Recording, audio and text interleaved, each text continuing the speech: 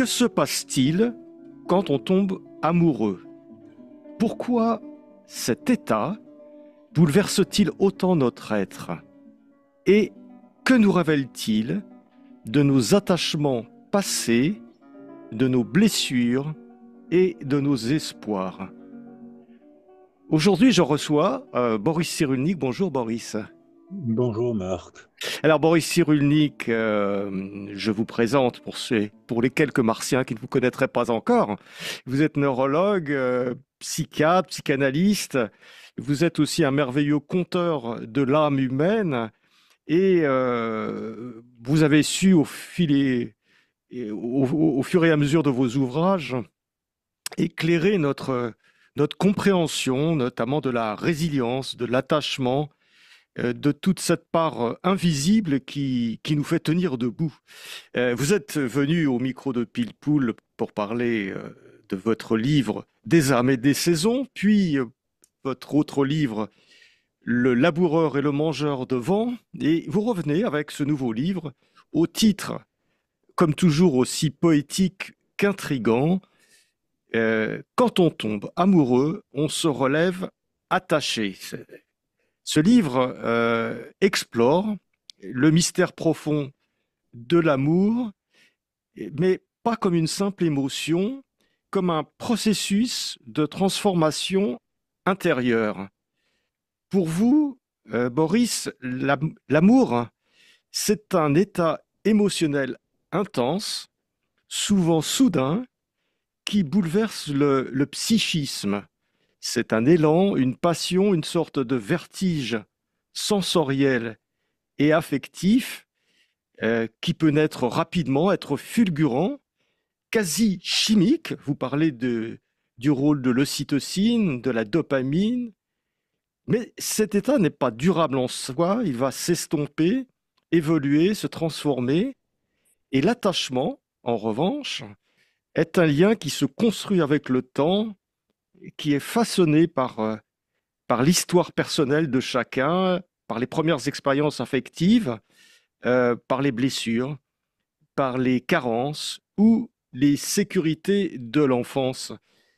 Et, en fait, Boris Cyrulnik, l'attachement, c'est ce qui s'éveille, en définitive, quand l'orage de l'amour s'apaise.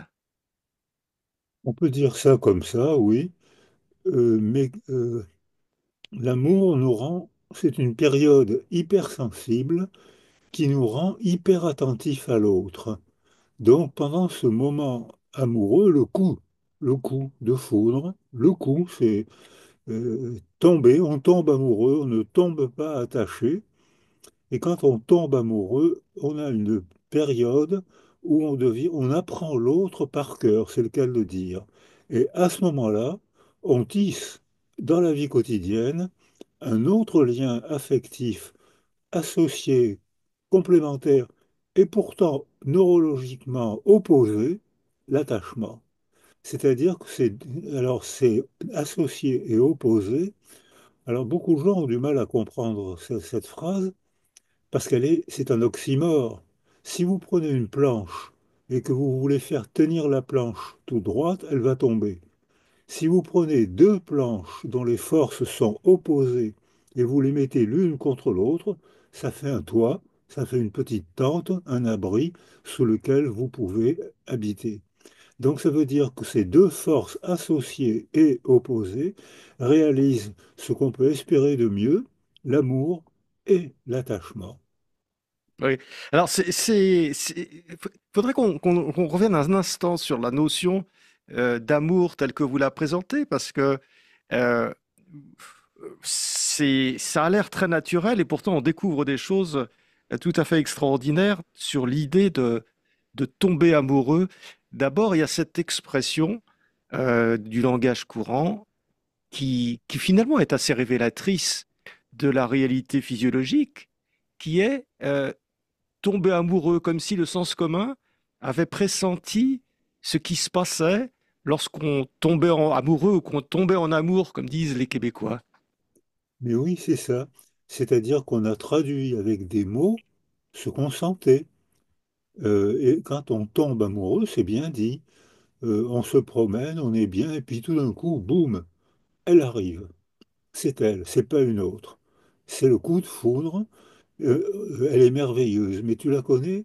Non, non, je la connais pas, mais elle est absolument merveilleuse. Mais qu'est-ce qu'elle fait dans la vie? Ah, mais je sais pas ce qu'elle fait, mais on sera heureux ensemble. Mais est-ce qu'elle gagne sa vie? Ah, je sais pas, je l'ai jamais rencontrée, je la connais pas, et pourtant je la reconnais intensément. C'est-à-dire que le langage commun dit ce qu'on sent, la foudre. Mais la foudre, par définition, c'est un coup, c'est bref.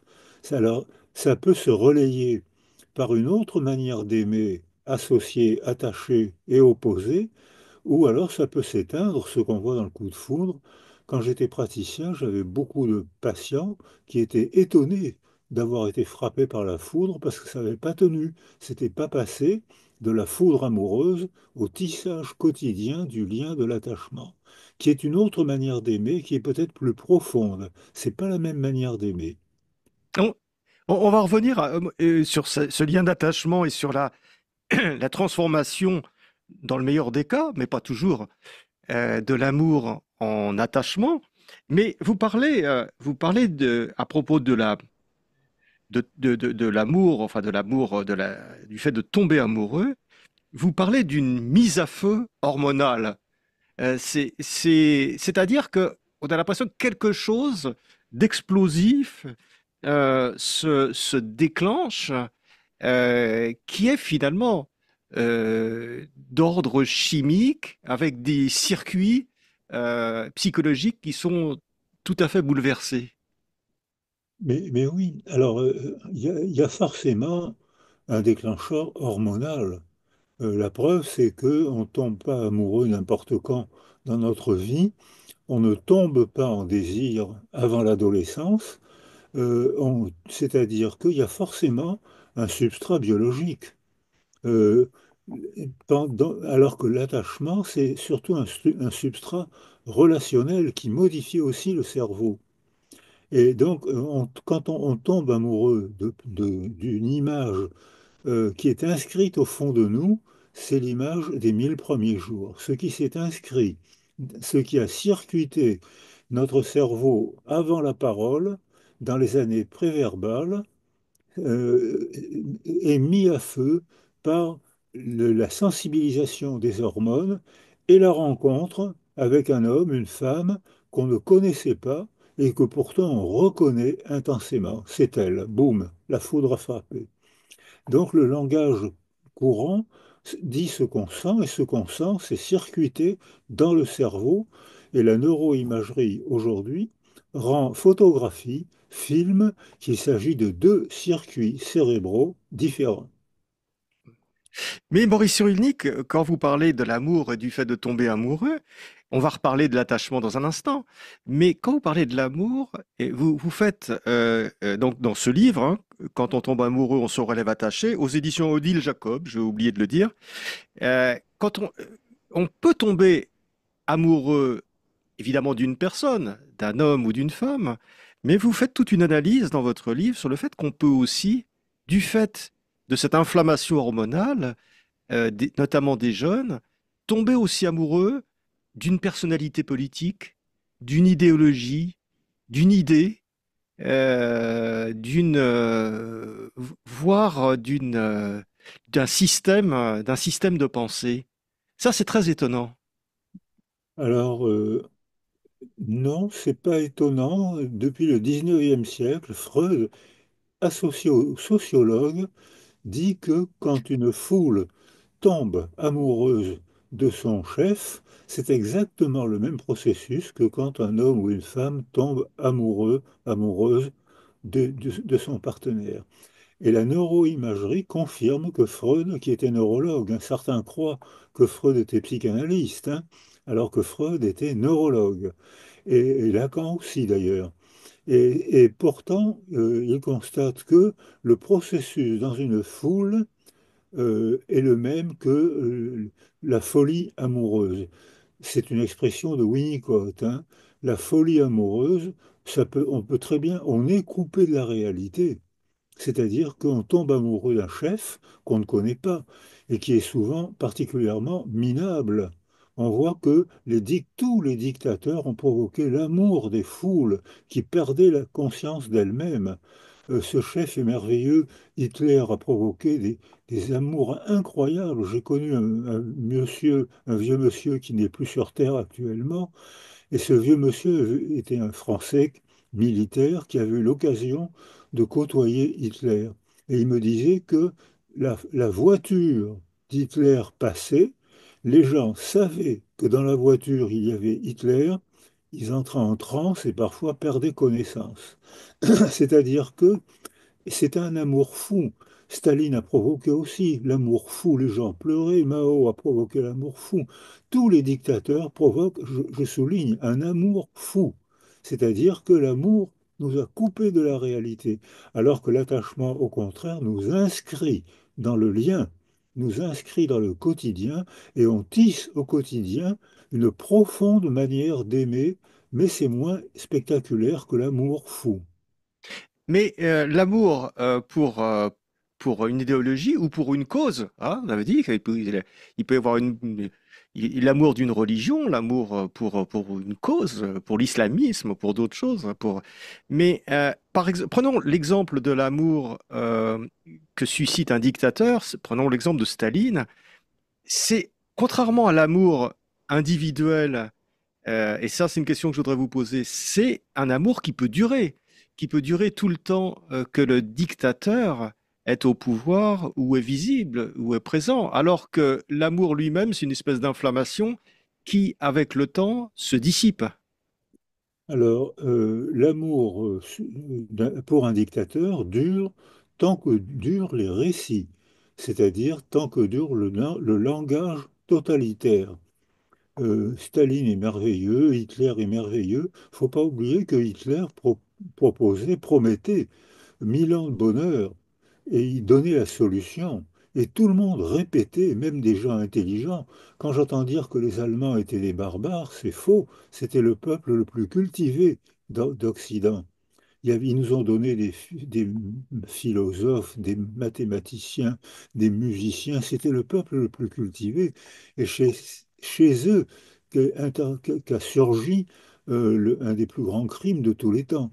C'est-à-dire que tant que duraient les récits pour entretenir l'amour, les gens continuaient à adorer Hitler, qui proposait de tuer les Juifs, bien sûr, mais aussi les malades mentaux, les homosexuels, enfin tout. Il suffisait de tuer quelques dizaines de millions de personnes pour accéder au bonheur.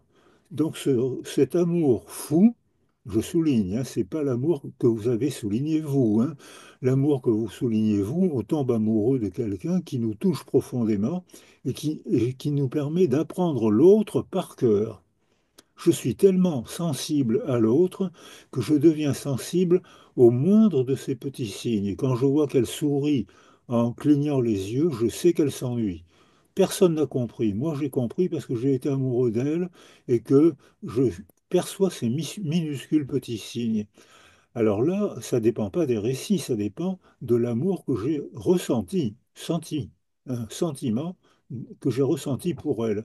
Alors que dans le langage totalitaire, je reste amoureux du dictateur tant que les récits continuent à l'encenser.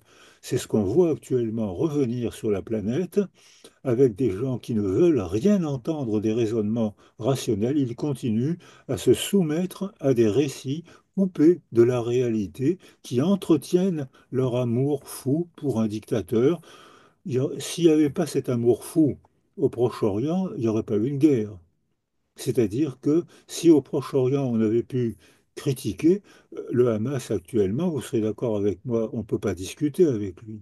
C'est-à-dire qu'ils sont convaincus qu'il y a une recette. Il suffit de chasser les Juifs de la planète, c'est la charte du Hamas. C'est écrit clairement. Ça a été publié dans plusieurs journaux français. Personne n'en tient compte. Ça a été publié par Le Point, Nouvel Observateur. Je crois on peut encore le trouver sur Internet. C'est-à-dire que personne ne tient compte de cet argument parce ces gens-là sont soumis à un récit qu'ils ne veulent pas vérifier pour entretenir l'amour. Donc la négociation n'est pas facile, comme vous l'avez certainement constaté. Ouais.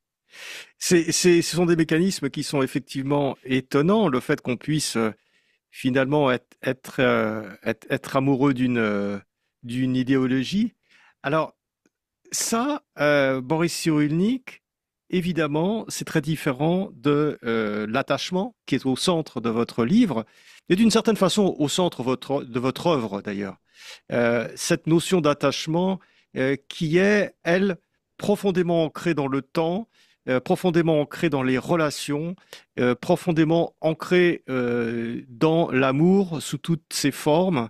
Et est-ce que l'attachement finalement c'est le prolongement naturel de l'amour? C'est le rêve. Quand ça se passe comme ça, c'est parfait. Alors, il y a l'amour fou après la naissance, l'amour fou de sa mère pour le bébé qu'elle vient de mettre au monde. C'est ce que Winnicott appelle la folie amoureuse des 100 jours.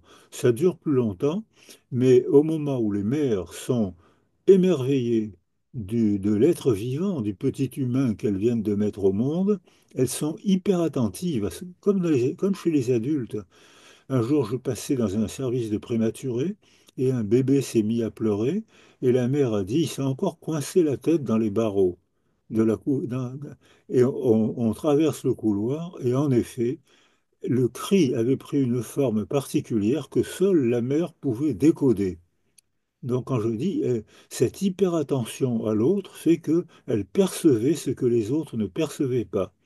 Et ensuite, se tisser le lien du quotidien, arrête un peu de faire des bêtises, tiens-toi bien, enfin la vie quotidienne, qui tisse un lien profond, mais moins conscient que l'amour, qui est hyper conscient. Je vais être près d'elle, alors le bébé est hyper attentif à sa mère, qu'il perçoit dès le deuxième mois, il perçoit le visage de sa mère, les basses fréquences de la voix de sa mère, l'odeur de sa mère, et pour lui, son premier univers sensoriel, c'est la sensorialité de sa mère. Et ensuite, quand il parle, alors là, il tombe amoureux de ses racines, il tombe amoureux de la langue maternelle, il veut parler la langue que parle sa mère et qu'il apprend en 10 mois, il tombe amoureux du Dieu que lui raconte sa mère. Donc, je souligne, hein, c'est un récit qui lui présente le Dieu de sa famille, le Dieu et dont il tombe amoureux si sa mère en est amoureuse.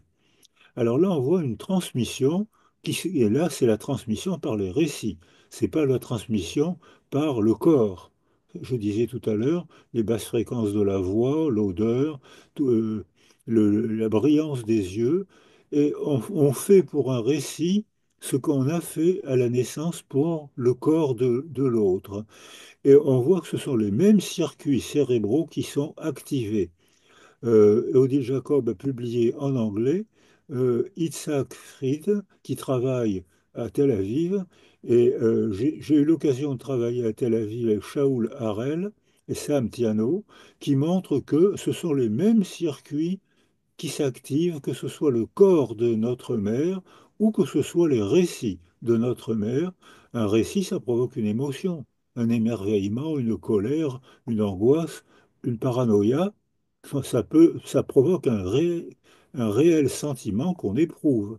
Donc il y a une continuité là qu'on retrouve entre jeunes adultes ou entre adultes moins jeunes, parce que l'amour peut frapper plusieurs fois, hein.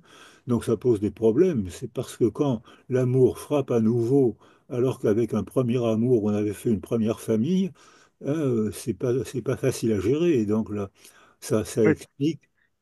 Oui. Mais si on revient un instant sur cet aspect, on tombe amoureux du récit de ses parents. Donc finalement, selon vous, d'une certaine façon, on peut tomber amoureux d'une religion. Mais oui, mais on est amoureux d'une religion. L'amour de Dieu, l'amour d'un pays, l'amour de mon village natal ou de mon quartier natal, je le ressens dans mon corps, ça circuite différemment mon cerveau, et bien sûr qu'on tombe amoureux d'une religion. Mais est-ce que c'est de l'amour ou de l'attachement? Alors, c'est de l'amour, et ensuite, quand? C'est la différence qu'il y a entre la spiritualité et la religiosité. on tombe amoureux d'un Dieu qui est généralement celui qui est parlé par notre mère, qui nous apprend, qui nous montre comment il faut prier, comment il faut croire. On tombe amoureux du Dieu parlé par notre mère. Et si, et à ce moment-là, euh, c'est la spiritualité. J'ai accès à un sentiment, à une représentation que je ne peux pas percevoir, Dieu. Mais alors ça, c'est l'aspect bénéfique. Mais je peux tomber amoureux aussi d'un récit qui me raconte sans cesse une guerre, les Juifs ont été persécutés, mais vengeons-nous, ou au contraire, les Juifs ont été persécutés, empêchons que ça revienne. Donc c'est le récit qui structure, alors là, c'est la religiosité. Où va-t-on se rencontrer pour prier? Où va-t-on se rencontrer? Les Juifs sont très doués pour raconter l'histoire passée, hein. Alors là, vraiment, il n'y a pas. Ça fait partie. Alors ça, c'est pas la spiritualité, ça, c'est la religiosité. C'est-à-dire qu'on s'apprend, les gens qu'on aime, notre mère, notre père, nos amis, nos cousins, nos copains, on s'apprend pourquoi il y a eu des persécutions. La mémoire, les Juifs sont des virtuoses de la mémoire, mais tous les peuples le font. Or, la mémoire, ça peut être la transmission d'un événement réel, ça peut être la transmission d'un faux événement qui n'a jamais existé et auquel pourtant on croit. C'est-à-dire que c'est Ésope, c'est les deux aspects de la langue. La langue peut transporter des merveilles, des récits amoureux, des œuvres d'art, du théâtre, du cinéma, la spiritualité, mais la même langue peut transporter des horreurs. Vengeons-nous, les Juifs complotent pour prendre le pouvoir et nous imposer, gagner encore plus d'argent. Vous savez bien que ça existait et que ça réapparaît aujourd'hui.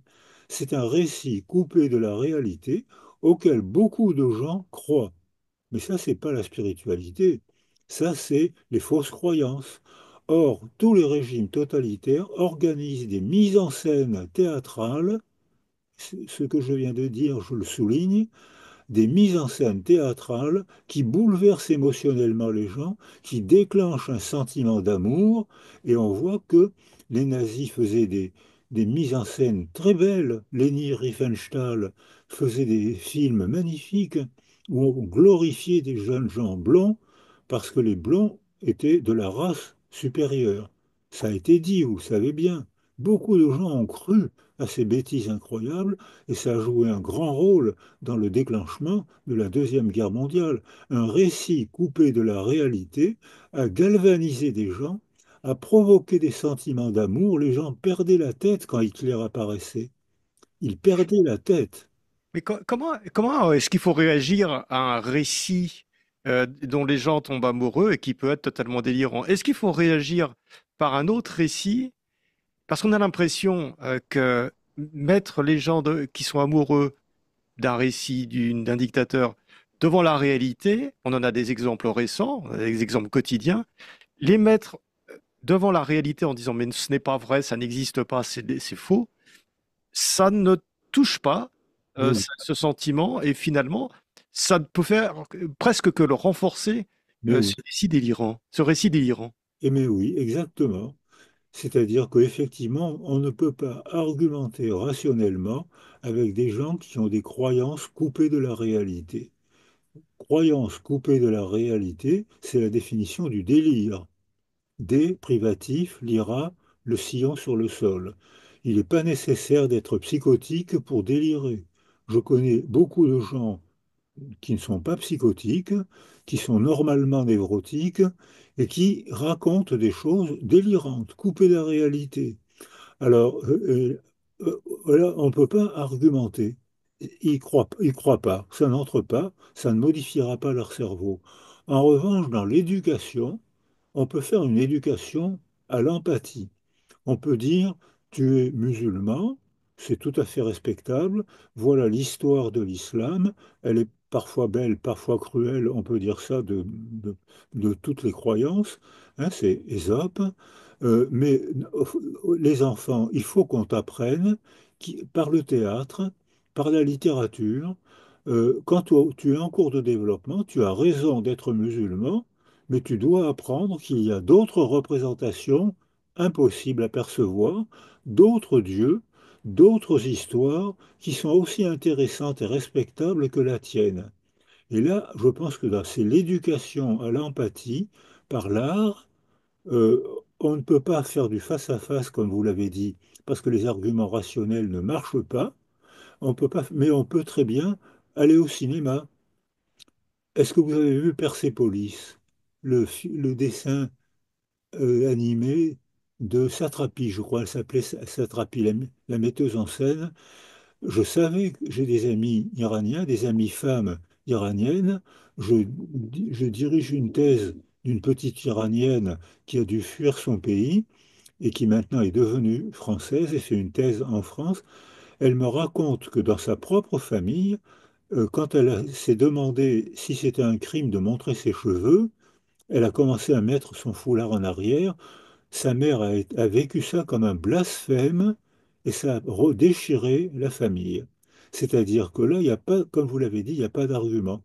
Mais si, moi je le savais donc, mais quand j'ai été voir le film Persépolis, j'ai éprouvé sentimentalement ce que je savais intellectuellement. Et en l'éprouvant physiquement, ça a modifié mes structures cérébrales. Et je pense, ce que je viens de dire, Itzhak Fried, Fried, chez Odile Jacob, en anglais, ça n'a pas été traduit en français, dans sa maison d'édition, vous pourrez vérifier et voir les photographies des neuroimageries. Quand on tombe amoureux d'une femme, d'un homme, d'un dictateur ou d'un système, d'un récit intense qui déclenche des émotions, ça modifie le circuitage du cerveau. Donc, là, pour répondre enfin à votre question, le meilleur moyen, le seul moyen, c'est dans l'éducation, dire tu as raison d'être de cette famille, de cette croyance, mais tu dois apprendre qu'il y a d'autres familles et d'autres croyances tout autant respectables que la tienne. Mais Boris Cyrulnik, lorsque cette éducation n'a pas eu lieu, parce qu'il faut qu'elle soit faite dès le jeune âge, lorsqu'on est devant des gens qui ont vécu dans ce récit, par exemple un délire antisémite depuis qu'ils sont tout petits, et qu'on est devant des gens qui sont des adultes, qui sont donc incapables d'opposer à ce récit d'autres récits et de le relativiser, qu'est-ce qu'on peut faire? Est-ce que c'est trop tard? Est-ce que c'est donc c'est la violence et la guerre qui est inéluctable à ce moment-là? Mais voilà, malheureusement, je suis de votre avis. C'est-à-dire que plus on intervient tôt, plus on peut développer l'empathie. Tu as raison d'être juif, musulman, chrétien. Sache que d'autres religions existent et qu'il faut apprendre à coexister. Et les enfants, au cours de leur développement, apprennent ça très facilement. C'est-à-dire que ce que vous dites est malheureusement vrai. Trop tard, plus c'est tard, plus moins ça marche. On voit que les nazis qui ont été enchantés par le nazisme, ils tuaient en souriant, ils tuaient en rigolant, ils faisaient la fête à Auschwitz. C'est-à-dire, il y a eu des films, des témoignages terrifiants de Rudolf Höss, pas Hess, hein, Höss, le commandant d'Auschwitz, qui raconte que à Auschwitz, sa femme, ses copains faisaient la fête tout le temps et qu'il a écrit: J'ai passé à Auschwitz les plus belles années de ma vie. Ça répond à votre question. C'était trop tard. Il aurait fallu prévenir. Ce qui prévient, c'est l'éducation ouverte, l'art, la littérature, tout ce qui peut. C'était la fonction du théâtre chez les Grecs. Chez les Grecs, le théâtre mettait en scène les problèmes de la cité. Et ensuite, on fermait les portes et on devait démocratiquement discuter des problèmes de la cité. L'art a une fonction démocratique à condition qu'il y ait plusieurs points de vue, plusieurs récits. S'il n'y a qu'un seul récit, dans les régimes totalitaires, les enfants sont fanatisés dès la maternelle. J'ai travaillé en Syrie avant l'effondrement C'était à l'époque d'Hafez el-Assad. J'ai vu des dessins animés où on représentait les Juifs. On savait que c'était des Juifs parce qu'ils avaient sur le bras ou sur le béret, ils avaient une étoile de David, la bouche avec d'énormes canines et la bouche pleine de sang. Vous avez compris pourquoi? Parce que Oui. le récit qu'on me traduisait disait, racontait à ces enfants pas plus méchants que d'autres. On les éduquait en leur expliquant, tu vois cette image, c'est parce que dans la religion juive, les juifs doivent manger le cœur des petits arabes. Ils étaient je l'ai vu ça, ils étaient éduqués comme ça dans les maternelles. C'est-à-dire que ces films passaient sans cesse dans les maternelles. Les enfants étaient fanatisés à peine ils parlaient. Les récits maternels, les récits culturels leur présentaient les juifs comme des criminels. Un enfant, c'est la première fois qu'il arrive au monde. Comment voulez-vous qu'il ne peut pas savoir qu'il y a d'autres religions? Il ne peut pas savoir que c'est un délire. Délire non psychotique, c'est délire culturel, comme vous l'avez dit. Donc, ce qu'il faut, c'est trop tard, on voit que la déradicalisation, elle marche très mal, hein. Il y a très peu. Les nazis qui ont été nazis pendant la guerre de 40, ils sont morts nazis. Ils sont restés nazis toute leur vie. Alors, mais les jeunes, en revanche, les jeunes Allemands, on leur a présenté un autre récit. Les jeunes en Ukraine, il y a eu des massacres des antisémites effrayants. C'est probablement là qu'il y a eu les massacres antisémites les plus violents. Les jeunes Ukrainiens aujourd'hui ont élu un juif comme président. Et les jeunes Allemands aujourd'hui sont très fréquentables. C'est-à-dire que, parce qu'on a prévenu, la prévention se fait dès que l'apparition de la parole, par l'affection et par la présentation de plusieurs récits différents, et les enfants apprennent ça très facilement.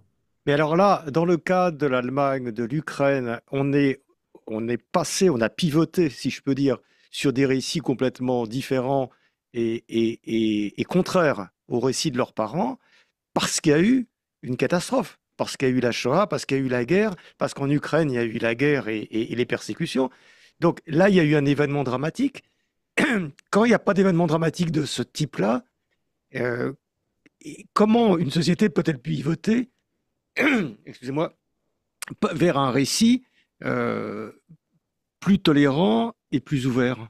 Mais vous avez employé le mot catastrophe, en grec, kata, coupure, strophai, virage.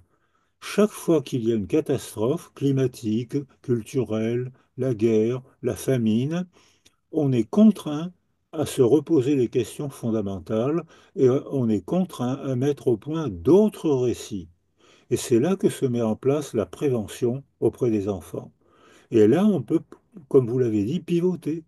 On peut passer d'un récit à l'autre. Et les enfants, ce qui pose des problèmes familiaux d'ailleurs, parce que beaucoup d'enfants euh, se mettent à découvrir le monde, un monde différent de celui de leurs parents. Et je connais beaucoup de cas, même dans les pays arabes, je connais beaucoup de cas où les enfants pensent différemment de leurs parents, ce qui fait des déchirures intrafamiliales. Mais c'est vrai dans l'histoire. Chaque fois qu'il y a une catastrophe, on est obligé de penser une manière de vivre ensemble, une culture différente.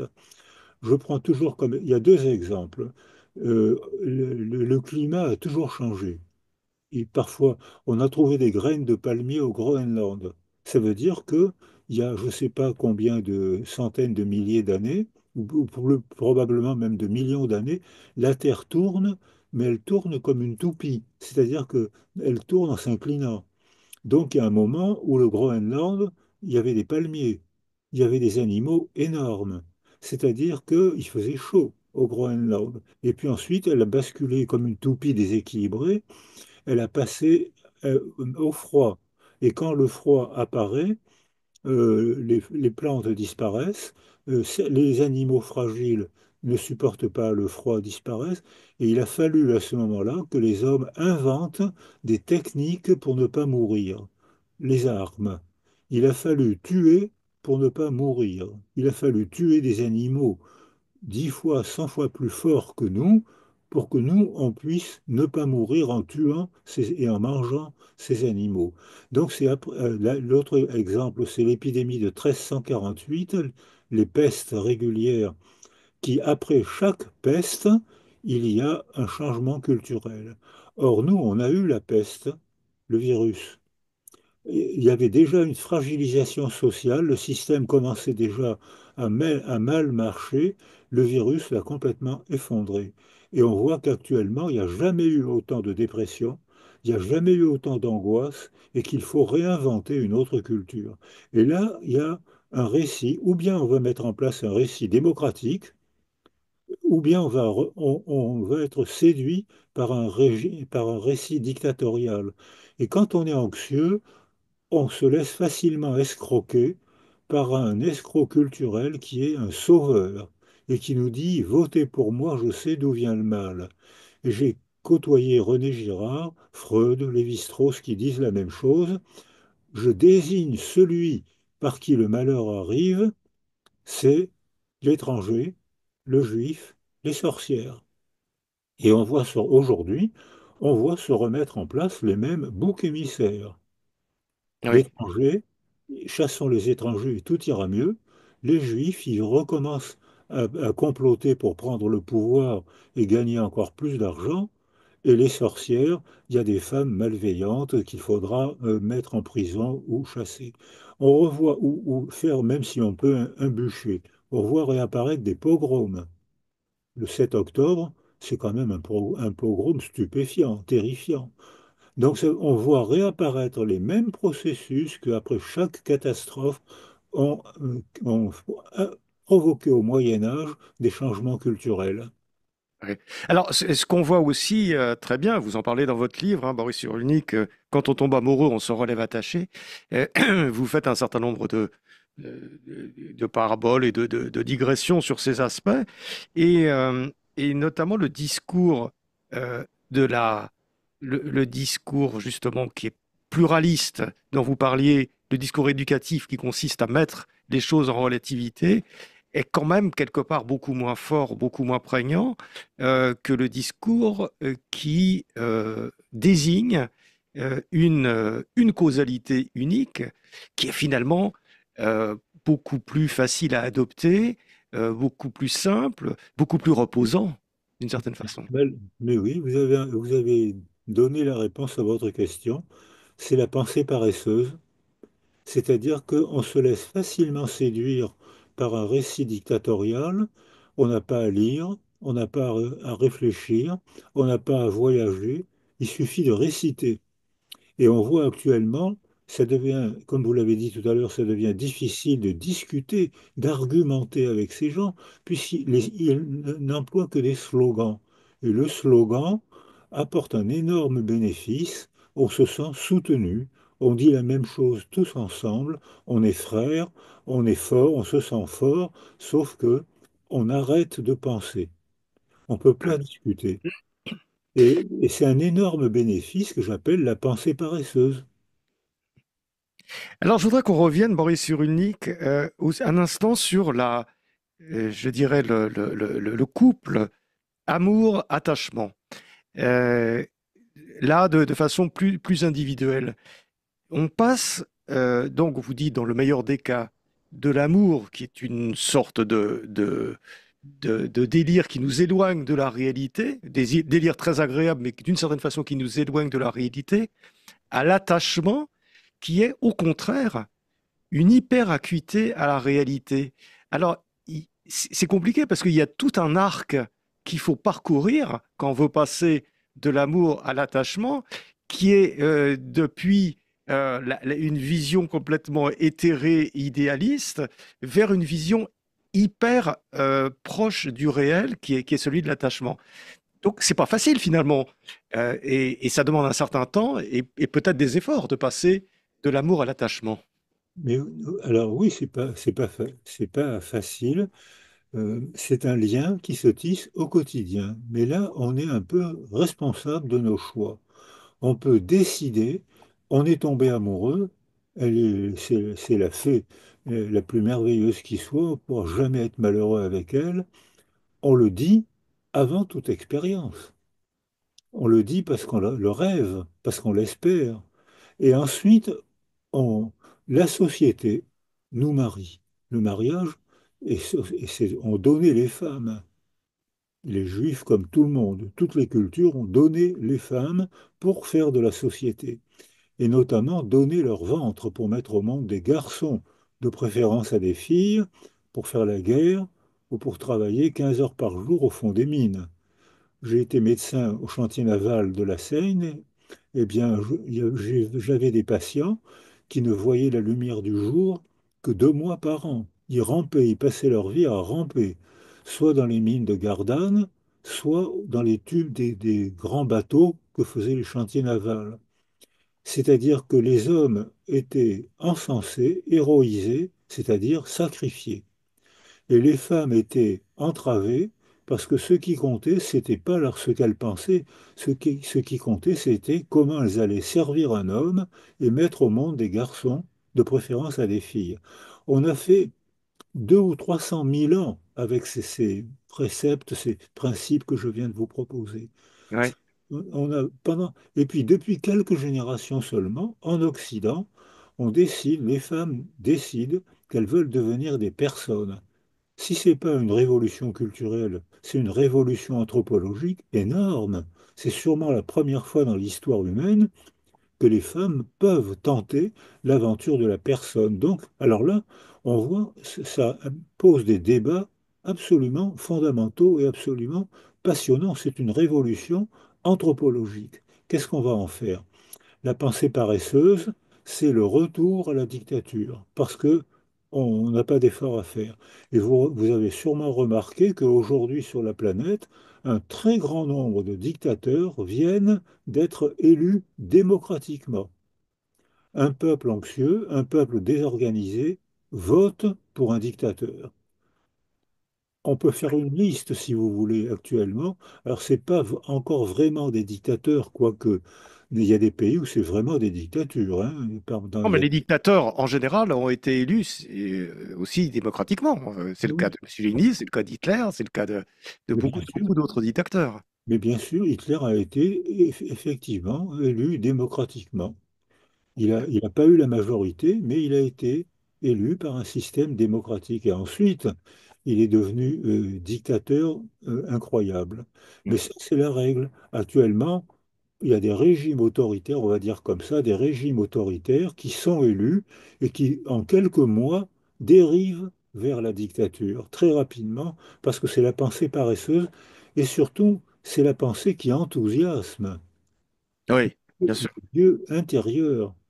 Je sais d'où vient le mal, je me sens, je sais ce qu'il faut faire, je suis galvanisé par une pensée, la pensée du chef. Je ne critique pas. J'ai perdu mon libre arbitre. Hannah Arendt disait, j'ai perdu ma liberté intérieure. Je me soumets avec bonheur à un récit qui me dit d'où vient le mal. Et alors là, il y a des tas de pays, il y a des tas de guerres dont on ne parle pas. Aujourd'hui, on parle que de la guerre du conflit israélo-palestinien. Alors ça, comme euphémisme, c'est pas mal, hein, parce que Ouais. euh, c'est quand même une guerre qui a commencé en 1900, c'est-à-dire bien avant la circulaire Balfour, bien avant la création d'Israël. Il y avait déjà des pogroms entre les musulmans palestiniens et contre les juifs palestiniens. C'était les pogroms de 1900. Il n'y avait pas, Israël n'était même pas pensé qu'il y avait déjà des pogroms. Donc on voit que tout se met en place insidieusement si on n'est pas vigilant et si on ne provoque pas une prévention en organisant des récits, surtout pour les enfants. Et Oui, parce que les enfants peuvent apprendre tout à toute allure. et ben, récit unique, ça pose le problème de savoir qui met en place ces récits. Il faut une espèce de force, euh, une sagesse supérieure qui dit on va arrêter ces récits antisémites ou ces récits délirants et on va mettre à la place un récit pluraliste basé sur la raison. Là, d'accord, mais quand vous avez des dirigeants dans les pays qui ont intérêt, que ce soit des dirigeants religieux d'ailleurs ou des dirigeants politiques, qui ont intérêt à maintenir ces récits, parce que c'est une façon de se maintenir leur pouvoir, on voit mal d'où peut venir la remise en cause de ces récits délirants. Les artistes, les écrivains, les philosophes, les fabricants de récits, qui sont, les, qui sont pas forcément des politiciens. Les politiciens récitent aussi, c'est comme ça qu'ils accèdent au pouvoir. En revanche, dans les années d'après-guerre, on ne pouvait pas parler de la Shoah. On en parlait très mal, parce que les gens ne croyaient pas. Ils croyaient pas parce que c'était angoissant pour eux d'accepter d'entendre des récits comme la Shoah. Je viens de définir le déni. Le déni, parfois des survivants eux-mêmes, et le déni de la culture qui supportait mal d'entendre de tels récits qui posaient des questions. Qui a permis l'évolution? Les écrivains, Schwarzbach, prix Goncourt, et 700 000 lecteurs, je crois, quelque chose comme ça, les guichets du Louvre, euh, Claude Lanzmann, Shoah, Primo Levi, qui raconte un autre récit qui sème le doute. Dès l'instant où vous posez une question, dès l'instant où vous doutez, Hannah Arendt nous dit, vous avez acquis un degré de liberté intérieure. Mais vous avez un choix à faire. Et si vous avez un choix à faire, vous avez une angoisse. Il va falloir que vous travailliez. Il va falloir que vous réfléchissiez, que vous voyagez, que vous rencontriez pour pouvoir évoluer. Les artistes, et je mets les philosophes et les psychologues parmi les artistes posent des questions qui peuvent faire évoluer et à ce moment-là, les politiciens suivront. Les politiciens sont souvent ignorants. Oui, c'est vrai. Euh, Boris Cyrulnik, merci. J'avais plein d'autres questions, mais on arrive à la fin de cet entretien. Je rappelle hein, votre livre, vraiment extrêmement riche, effectivement, sur la vie, sur la société, sur l'amour, cette matrice entre l'amour et l'attachement est vraiment une matrice qui permet de visiter tous les univers, je dirais, de la société, de l'art, de la culture. Merci beaucoup. Donc, je rappelle le titre, Quand on tombe amoureux, on se relève attaché, Boris Cyrulnik, chez Odile Jacob. Merci Boris d'être venu au micro de Pilpoul. Merci pour ce petit pile-poule bien agréable.